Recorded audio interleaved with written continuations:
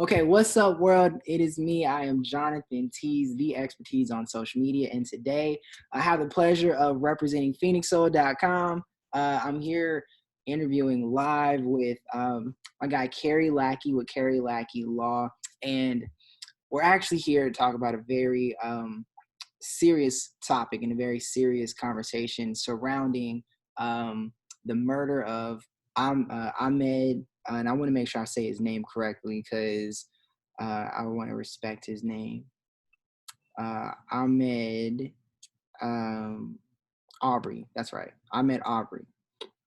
So we're here with, and I'll give you the opportunity to introduce yourself and just kind of tell the world about, who you are, what you do, and, how, you have such perspective and you're able to talk about this topic. Sure. My name's Cary Lackey of the law office of Cary L. Lackey Professional Corporation, or PC. I'm an attorney, a criminal defense attorney primarily here in Phoenix, Arizona. I've been practicing now for 25 years. This is my 25th year since I graduated law school at Arizona State University and passed the bar that October, 1995. So again, I primarily practice criminal defense and am familiar with the citizen's arrest statute here in Arizona, which is a little bit different than the one in Georgia, but I'm ready to talk about those differences. Yeah, absolutely. Okay, so citizen's arrest. Let's get some context now, right? So by now, most people are aware there's a video floating out there of these two gentlemen, and I got to be honest with you, I intentionally have not seen the video. I am personally abstaining from perpetuating like that visual of, violent crime, violent murder against a Black man. So let's just kind of start here, kind of high level about the state of where we are in America and in society, right? Like, this is the umpteenth number of cases that we've seen like this that has hit the news and hit the media. So first things first, like let's just talk about overarching, where are we right now when it comes to the treatment of Black people in these violent crimes. Like, just I'd like to get your perspective on that first before we get into the nuts and bolts of this case. Well, it's kind of multifaceted. It's probably less legal, from my perspective, less legal than it is political. And I'm just going to put it out there. I mean, I think since the election of Donald Trump, he has given the extreme right wing and well, let's just say it, racist, to kind of come to the forefront and feel comfortable. And not coincidentally, you've seen the rise of hate crimes against Black people in this country, or African Americans in this country. And like I said, in my mind, there's no coincidence between the two. After the shooting, or the woman that was run down in Virginia, I can remember the president out of his own mouth saying that, oh, there are good people on both sides. Right. So, I remember the first time I heard that, and I'm like, well, there it is. So, yeah, I think one of the things is the acknowledgement of wrongdoing, and sometimes just the lack of that acknowledgement or lack of accountability, I think contributes a lot of the turmoil to the situation. Is like part of the challenge that we face is just there's not even anybody saying that this is right or that this is wrong. Not even right, that this is wrong, right? Right. Okay. Yeah. So you're a defense attorney, right? Yes, criminal defense attorney. Criminal defense. So for somebody who's watching this, again, we're going to start seeing, as this case has gotten a lot of media attention, we're going to start hearing some terms and some things that I just want to make sure the common person that comes across this interview, just kind of give them some insight. So let's first start with defense law, right? So what does that mean? Who do you represent when you're in court, or do you have a client? Okay, well, the way it works is I am the defense attorney, or I'm the attorney that represents the person accused of a crime. Mm-hmm. So typically when you walk into court in a criminal court setting, there will be the prosecutor who represents the state, or in the federal system, the United States government, versus the defendant. So, it'll say the people versus, John Doe, or in Arizona, the state versus John Doe. In the federal system, it'd be the United States versus John Doe.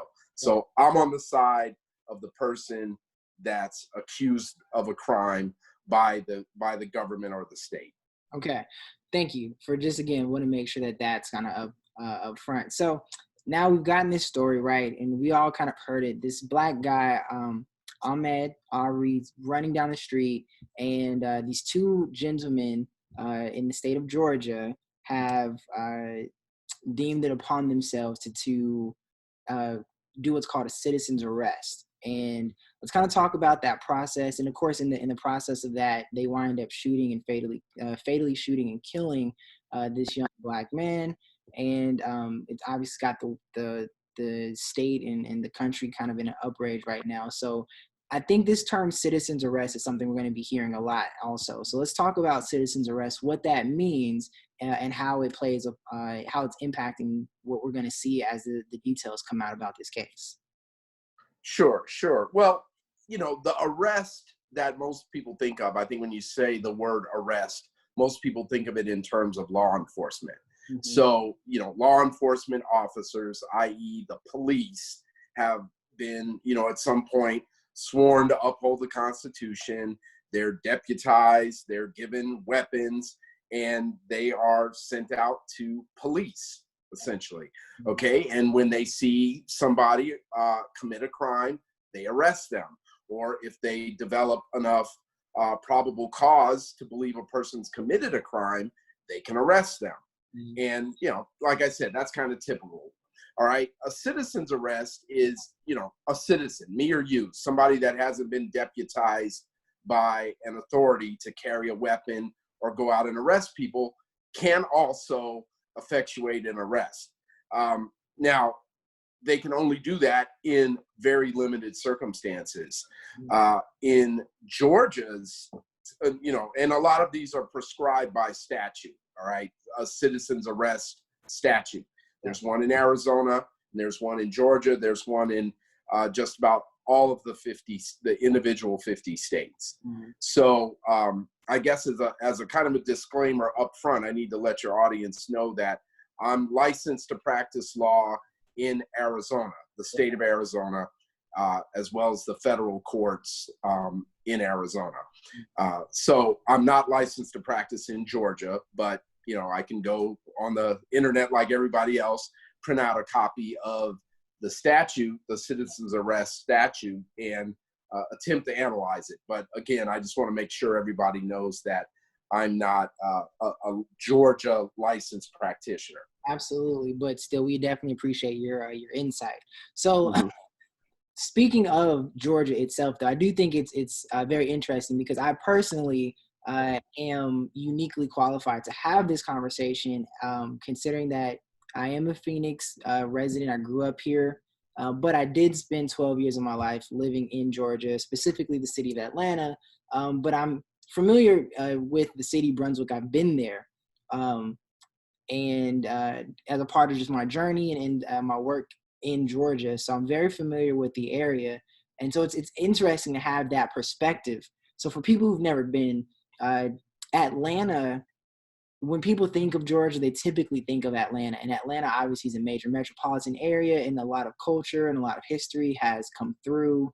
We are familiar with their sports teams. They're as city can be, right? But once you leave the confines of that greater metro Atlanta area and you get out into the more rural areas and the suburbs, and seriously, once you get into deep southern Georgia, it is very much a conservative. It feels a lot like the Confederate.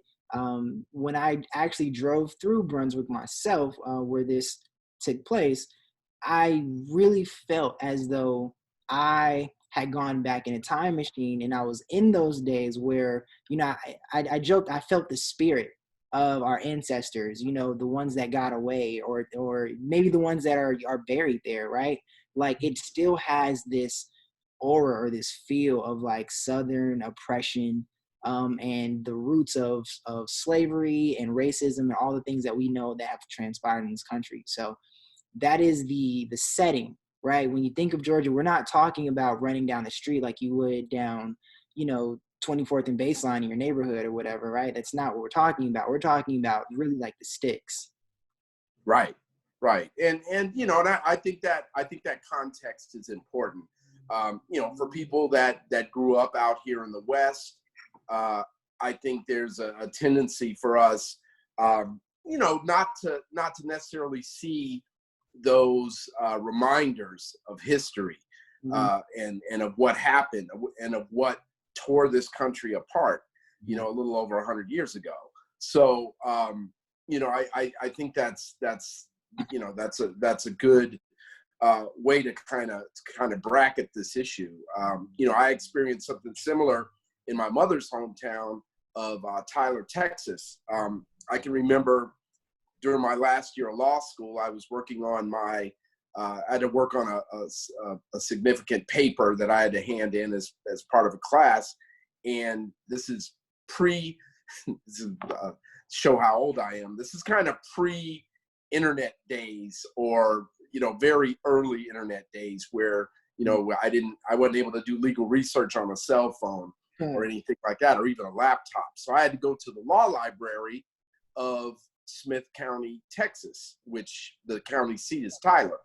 And I remember my father dropped me off at the library, and after I got done, I called him, and he came to pick me up. And while I was waiting for him outside of the court of the law library, there was a statue there,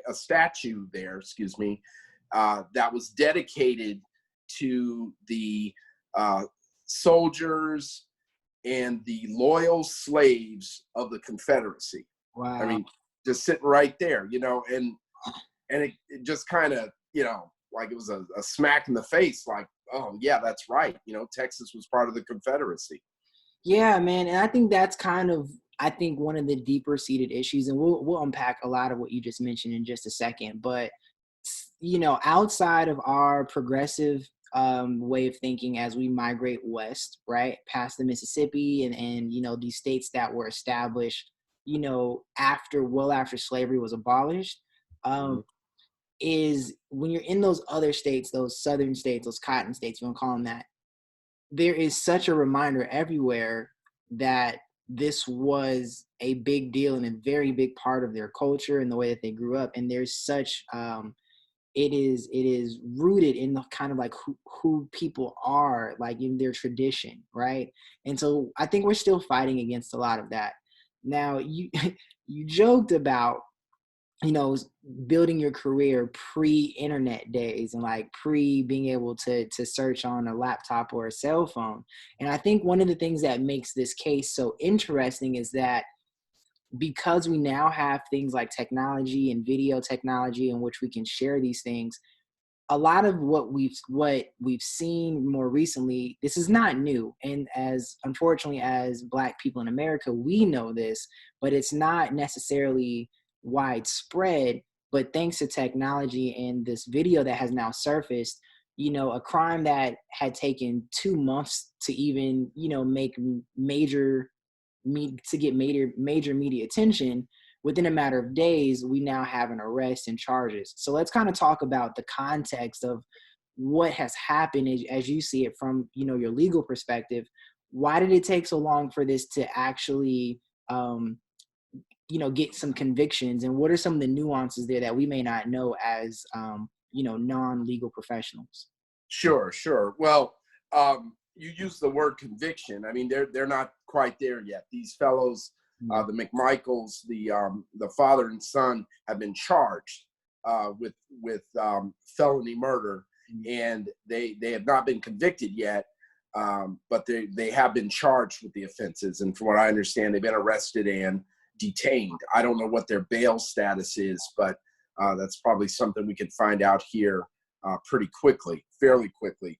But as far as the delay goes, couple things. Number one, I truly believe that the heat that was kind of placed on the prosecutor's office because of the viralness, if you will, of the video of Mr. Arbery's murder.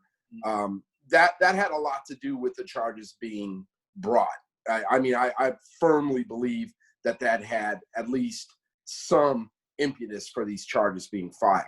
Now, with that being said, the fact that this took 2 months to bring, I'm just gonna be honest. In all honesty, it's not that uncommon, based on a couple of things. First, COVID-19. We're all dealing with that. For your viewers that don't know, all the court systems in all the states in the country and including in the federal system have been impacted by COVID-19. So a lot of courts essentially aren't open, or they're doing things telephonically, or they're making other arrangements. So you could probably just lop off 30 days just on COVID-19 alone. Now, the other 30 days, that becomes a little bit more interesting. Yeah. The dad in this case of the accused, Mr. McMichaels, Gregory McMichaels, used to be from what I understand, was either a deputy or a police officer in Brunswick County. And then after that, he was an investigator that worked for the prosecuting agency, I should say, in Brunswick County. So that would be like the Brunswick County DA's office or the Brunswick County Attorney's office. So right then and there, the prosecutors have a conflict, all right, a conflict of interest. Obviously, how fair are they going to look in a charging decision or a non-charging decision on a guy that used to work with them? Right. Right. So, but it took them 30 days to ship the case out and have another county attorney press charges. Mm-hmm. But one of the things that I take issue with Brunswick County was, while this was going on, while they were figuring out what they were going to do with their conflict, mm-hmm. Some of the deputy county attorneys, wrote a memo about how this person who wrote the memo thought that these two now criminal defendants were protected by the citizen's arrest statute, which, number one, it troubles me that you instead of just making the conflict, shooting the case out and washing their hands of it, which is what they should have done, right. They've got their employees trying to, basically defend these guys and head off the charges right off the bat. And I'm like, why are they even doing that? You know? Right. So, that's a problem that I have. The timing, the 2-month lag, it should have been a little bit sooner. Like I said, even if you throw out the 30 days for COVID-19, it shouldn't have taken an additional 30 days to shoot the case to another county and get the charges brought. Right. So already I think there are some integrity questions that are being brought up from the very onset of this case, correct? Mm-hmm. Okay. Now, the charges. So if you don't mind, can you help us explain what these charges are being brought about and just kind of the severity of what they are being charged with? Not convicted, but being charged with. Right. Right. From what I understand, they're charged with... Oh, go ahead. I'm sorry. Right. Oh, from what I understand, both of these individuals have been charged with aggravated assault and murder. And the murder is not the murder's not charged as a premeditated murder. It's charged under what's called the felony murder rule. Essentially, the felony murder rule, kind of the classical way that happens is, let's say I go out and rob a liquor store. And during the commission of that robbery, I have a gun, I pull it out, and I shoot the liquor store cashier. Okay, and then the police catch me. All right, so I was there at the liquor store to commit a robbery, and I killed the guy that worked there. All right. So I would be charged, or typically I would be charged with felony murder, which is like, well, there was a felony, and during the commission of that felony, i.e. the robbery, you killed somebody.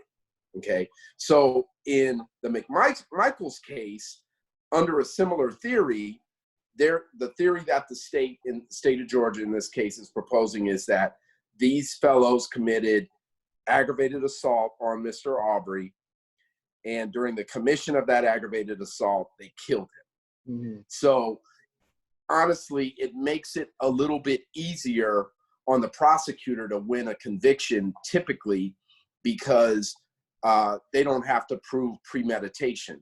Like, it's still on the same level as a premeditated first-degree murder would be. And for people that premeditated murder means, I guess another scenario where, I plan to kill somebody for insurance money, let's say my wife or whatever. And I poison her or whatever because I'm going to get an insurance, get some money out of it or whatever. Yeah. Well, I guess you could almost say that in a way that could be felony murder too. But typically in a case like that, it would be like, well, you poison the let's start with, you got the insurance policy, $1 million. And next thing, you poisoned her, and you poisoned her because you wanted that money. And so you obviously thought about it and premeditated it. So felony murder and first degree murder with premeditation are like on the same level. That's as high as you can get. Yeah. That's the, right up there. It doesn't get any higher than murdering someone. So to boil that all the way down is that they are being charged basically as hard as they can with the most serious crimes possible, right? Correct. Okay. So do you feel like that in any way impacts the trial and like the process because the charges are so severe? Well, yeah. I mean, and I would expect, the other, and forgive me, I don't know much about Georgia geography and where these counties are in relation to each other, but I would imagine if I were defending these guys, or I should say, if I were, somehow, if I were a public defender or kind of forced to defend these guys, it would be putting everything else aside. One of the things that I think you could anticipate would be that their attorneys will say, oh, well, these guys can't get a fair trial in Georgia, or they can't get a fair trial in this county. Yeah. So That's interesting, because let's juxtapose that what we mentioned with the bias, if you will, that these people are connected to the DA office and like their ex police officers and kind of Justice Department employees. So, how does that, how do you kind of handle the fact that there is already just muddiness in the water already? And so the fair trial, how does that argument impact the case? I guess what I'm trying to say. Well, I think getting it out of that county was a very important step, because I think had it stayed there, based on what I've read, I don't think anything would have happened to these guys. Yeah. I think if they would have had their druthers and kept it there, that nothing would have happened. And but for the fact that this video was taken and it went viral, we wouldn't be talking about it now. It would just be something that that we're all too familiar with. Yeah. So the fact that we live in this era now where we can have these videos that surface that catch what used to be crimes that just went on, and nobody even cared about, people could just walk scot-free. Do you feel like there is a level of effectiveness now that we can call attention to these heinous acts, or how does the role of technology now influence the way that these cases are being brought about and taken more seriously? Well, I do. I think, the fact that everybody's got essentially, or 99.9% of people have a camera in their hand with a cell phone, is a good thing, because you can see things. more things are brought to light than used to be. A lot of police departments now are going to what they call on body camera footage, and or officer body camera footage. So that, I think that's a step. One of the things in my practice that I've seen that I don't like is that the officers are becoming adept at manipulating the video and the audio. You'll see them or you'll hear them, blot stuff out or put their hand over the camera and things of that nature. And that part is disturbing, because I think it ought to be, if you feel justified as a police officer in doing your job and arresting somebody and doing what you're doing, then you shouldn't care that there's a camera on. Right. So, and what's troubling about that, or what kind of causes concern, is that we've seen this before, right? Like, case in point, maybe something like the Philando Castile situation where he is shot on Facebook Live, right? Like, it's live streamed and the whole world saw it. And there are just so many other cases that are out there where there are these body cams and there's hard, cold evidence of what happens, yet sometimes these officers or these, people that are being charged with these, accusations, but they still get off. So is video evidence even enough now? Like, how can we trust the fact that we have video evidence that makes a difference? Well, there's a lot of different things, a lot to kind of unpack. A lot of times in these types of cases, where the police are the ones accused, the police officers accused, they'll get deference right off the bat because they're police officers. Yeah. All right. And just think about growing up. No matter where you grew up, I think, from the time you were in like kindergarten, first grade, I can remember in my experience getting coloring books from the police department. And it was like, oh, the police officer's your friend. And if you see anyone, doing something bad, you call the police because they're your friend, and da, da, da. And so that's ingrained in us from childhood, that the police are your friends, typically. Mm-hmm. And then that's kind of the majority's view of it. Like I tell some of my clients sometimes, I go, look, you gotta think about the people that are going to sit in judgment of you. In Phoenix's case, let's say, the majority of them will be Caucasian. A lot of them will be older people. And what do older people like to do? They like to sit down and watch TV and watch cop shows. And, and guess what? They always get their man. They're always right. They're always the hero. And so that's kind of built in, or that can be built into juries. Yeah. And so it's, a lot of, and when I'm in trial, I ask about that. In every trial I've ever done is, well, what kind of bias do you have? The fact that this guy's a police officer, do you think just by virtue of the fact that he's a police officer that he, can tell the truth better than me or you, And sometimes people, I appreciate their honesty, and they say, yeah, I think that because they're a sworn officer, they're not going to lie. I'm like, oh, okay. Next juror, please. So. Yeah. So we're getting into like some of what we mentioned before about these biases, confirmation biases one way or the other, and just some of these subconscious, unconscious beliefs. And so one thing that I often concern myself with, and we'll get back to the details of this case, is just the power, the influence that the media does have on the human psyche and like what we believe about people.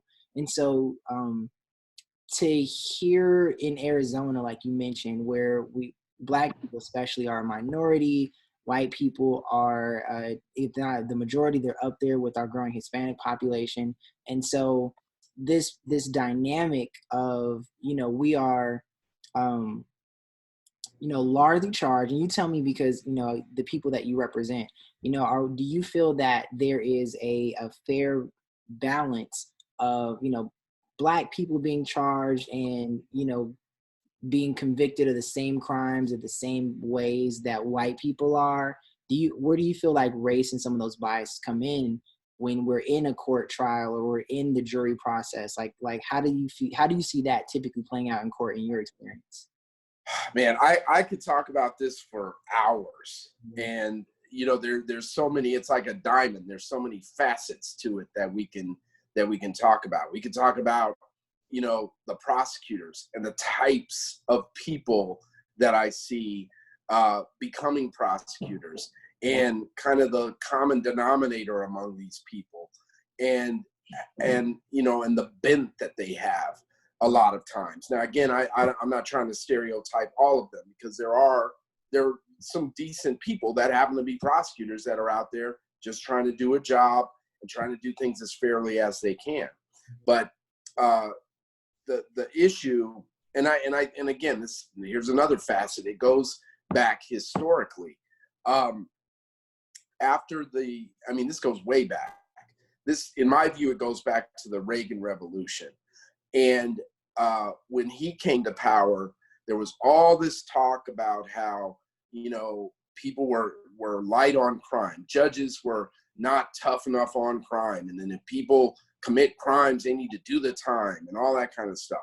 So all of that got, he swept in with, and then the Republican majority got in, and all of a sudden across the nation, you saw the laws change.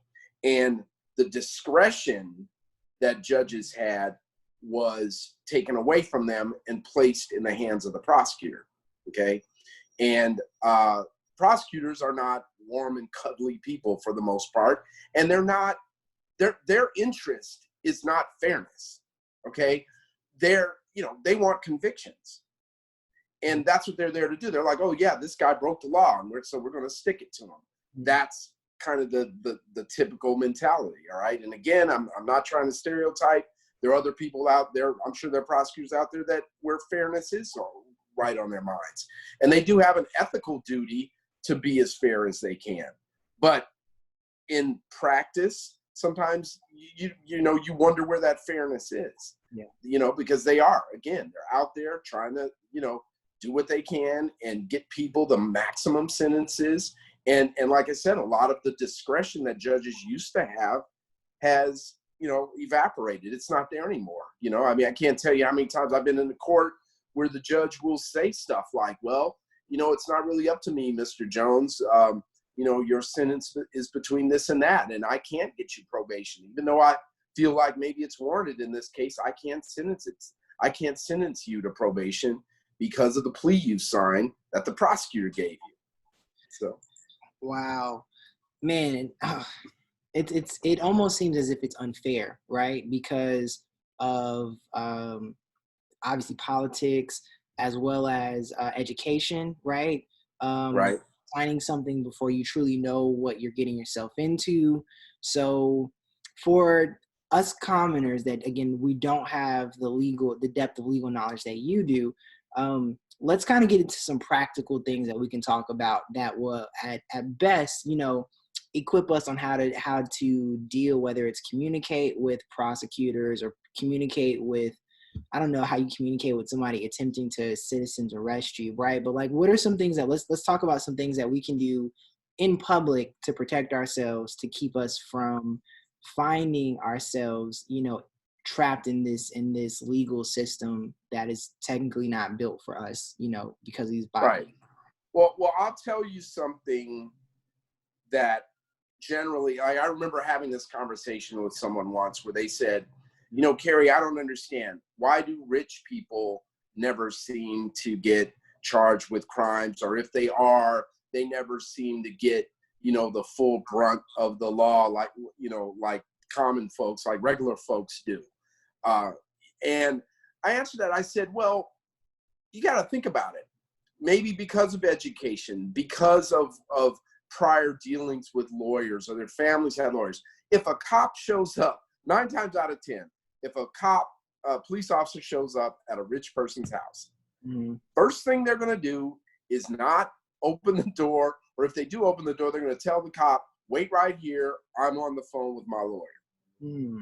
Okay? Now, people that don't have those means, that know an attorney right off the bat, they're not going to do that for the most part. They're, again, going to kind of go back to that base of the officer's my friend and talk to them. And then I'm just talking about, and I'm not talking about some type of hardened criminal.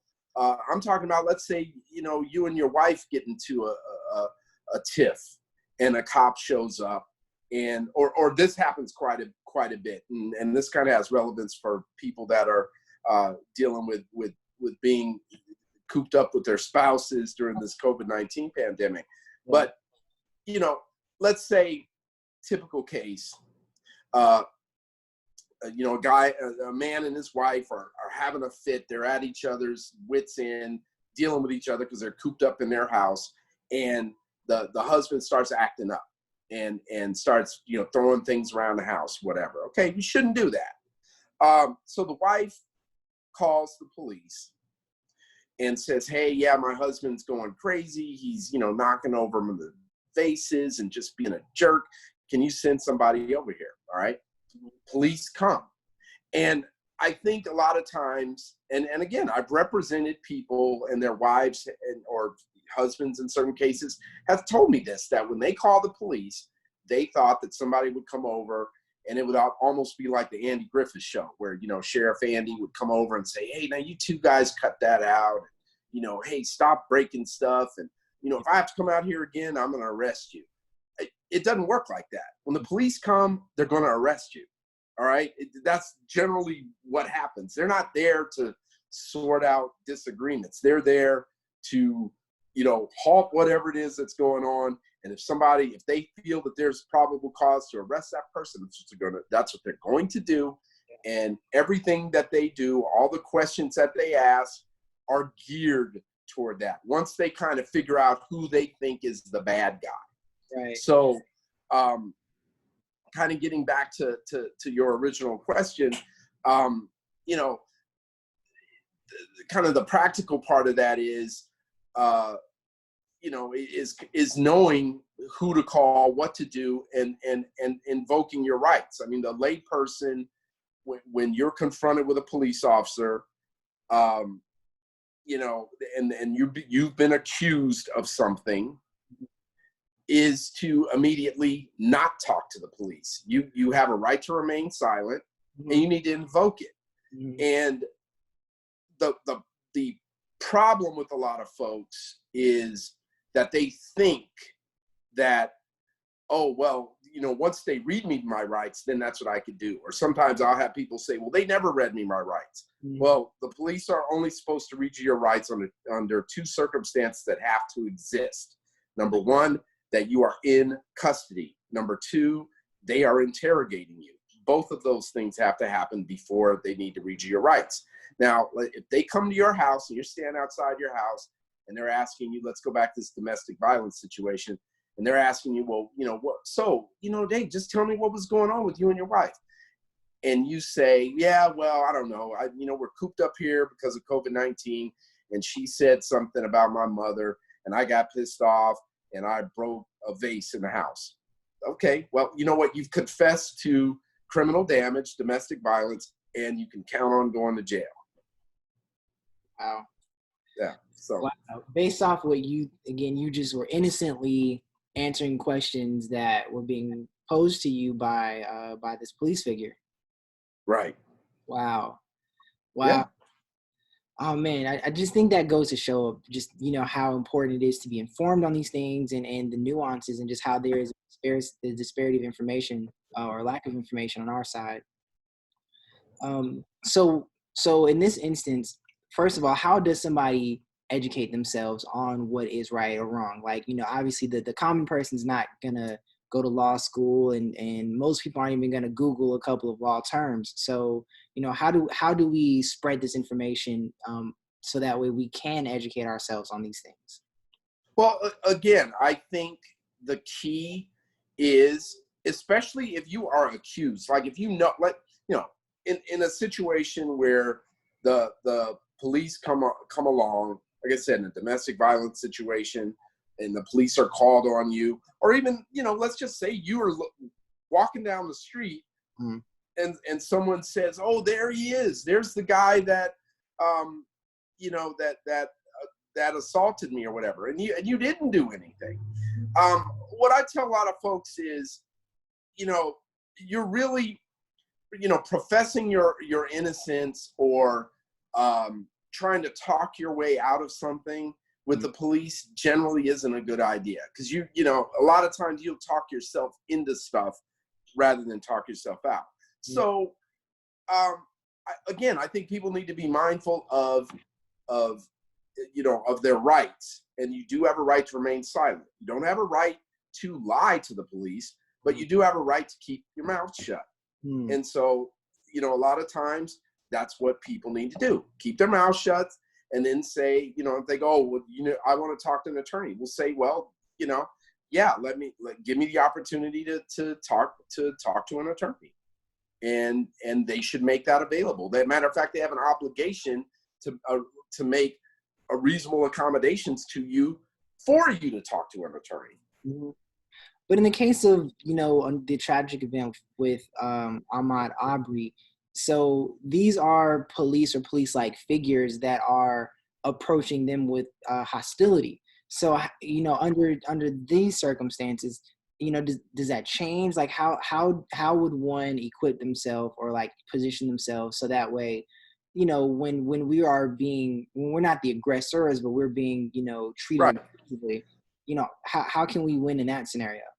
Well, one of the things, like I said, just about all the 50 states have citizen arrest statutes, okay, where you have a right. You see a crime being committed, and, you have the power to grab somebody and hold them, ostensibly till the police come and arrest them. And tell the police, hey, I saw this guy do X, Y, Z. And they go, oh, okay, thank you. They take down your information, and you can count on going to court as being the state's primary witness about what happened, okay? But you better be right. That's the biggest thing that you can draw from this. Because if you're wrong, in this case, these guys are accused of the highest crimes you can be accused of. All right. And let's say if it were lower, let's say, now I wish it would have happened this way under the circumstances. Let's say Mr. Arbery wasn't killed, but he was injured in some kind of way, but he still, he still kept his life. These guys could not only be subject to criminal penalties, aggravated assault, but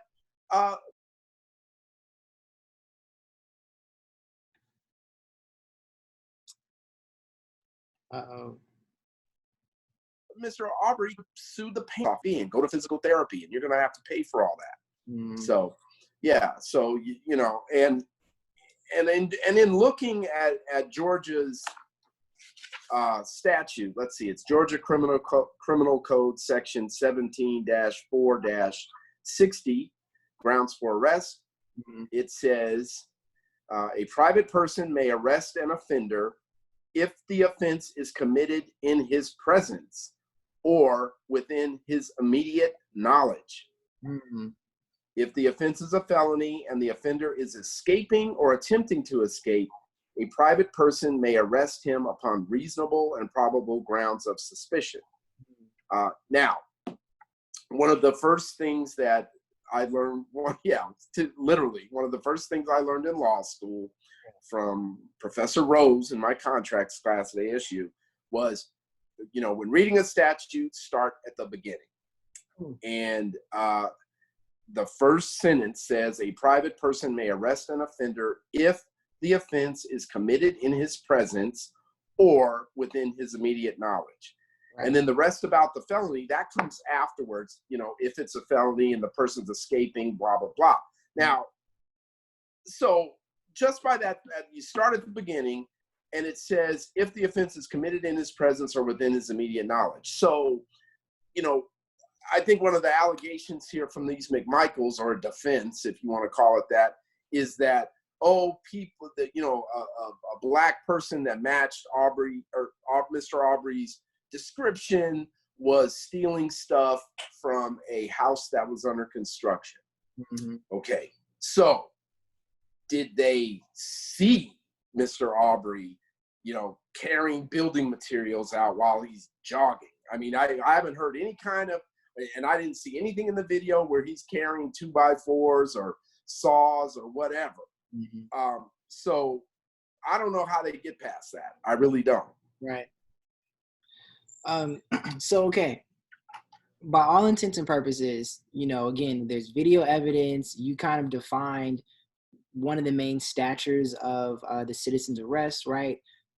This should be an open and shut case. But as I said before, we've seen instances where this doesn't necessarily go in favor of the victim who, of course, is no longer living. So what are some things that, if anything, we can do as a Black community or just concerned citizens in general to make sure that justice is served in the way that we see fit?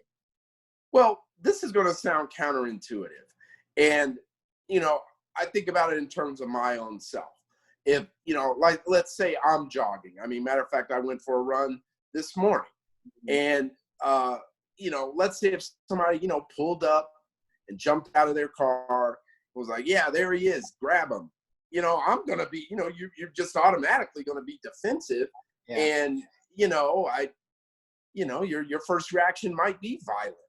And, but you gotta, I guess the advice I would have, and even for myself, would be you can't do that. Obviously, I was out jogging. I wasn't breaking in anyone's house or doing anything wrong.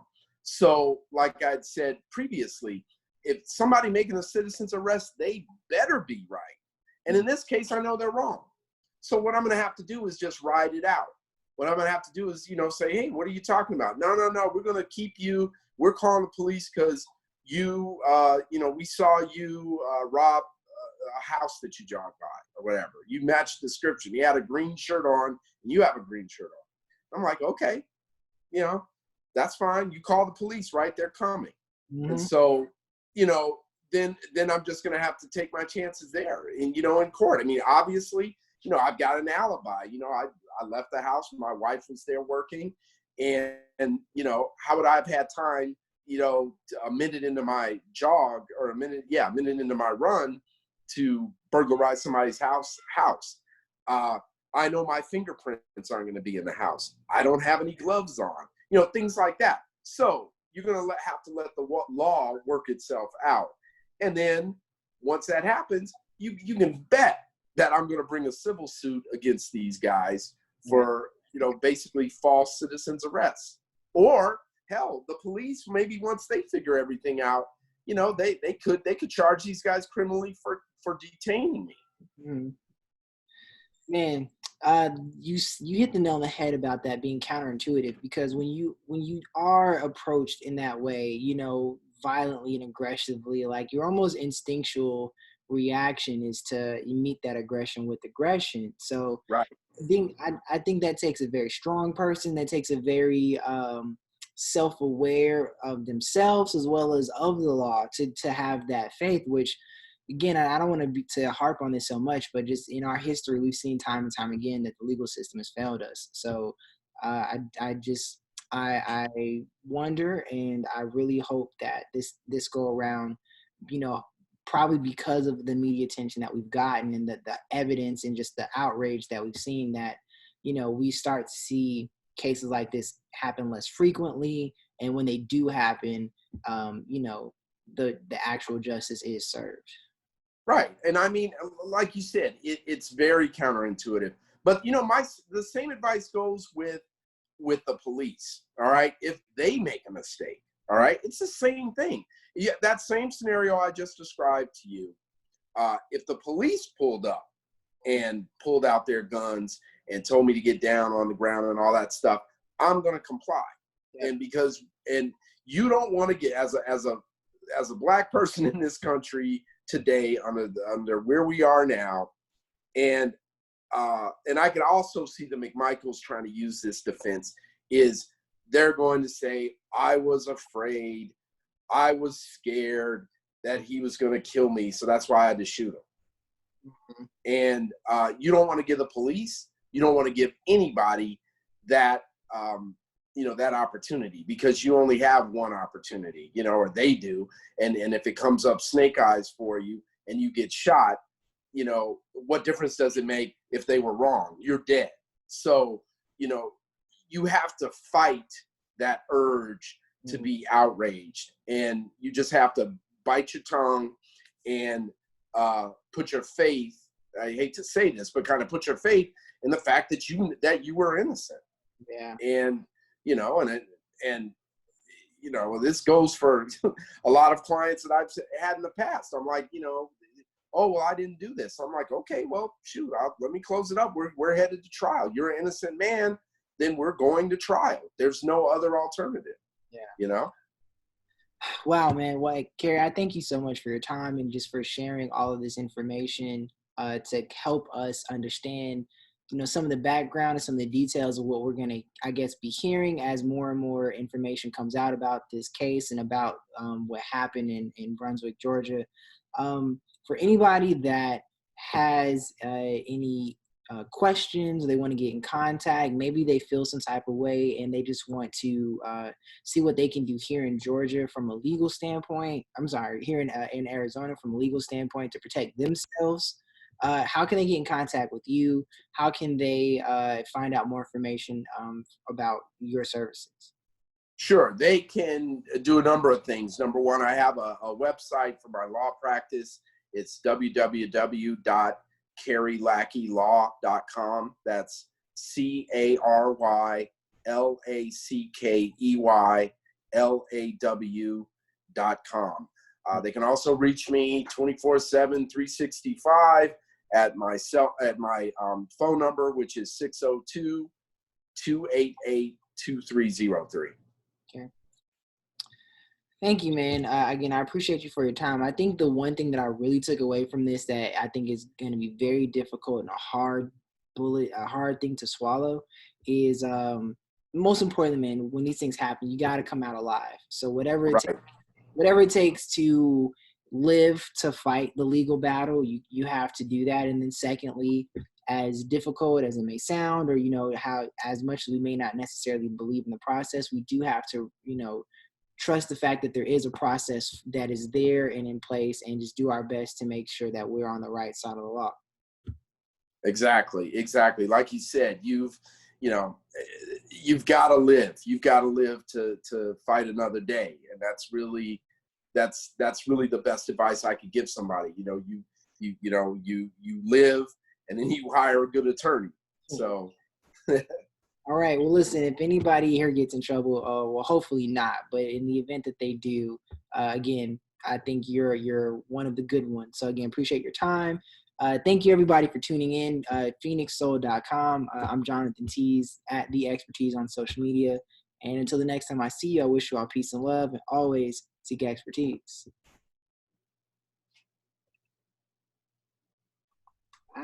Stop recording.